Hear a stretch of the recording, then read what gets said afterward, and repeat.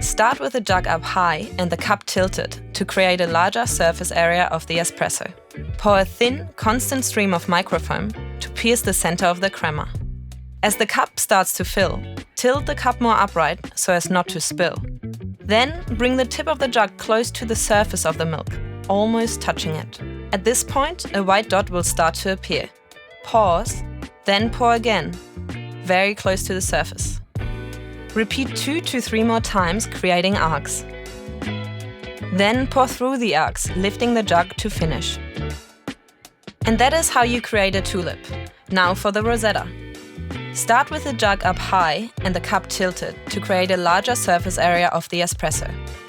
Pour a thin, constant stream of microfoam to pierce the center of the crema.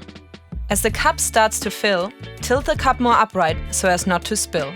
Then bring the tip of the jug close to the surface of the milk, almost touching it. At this point, a white dot will start to appear.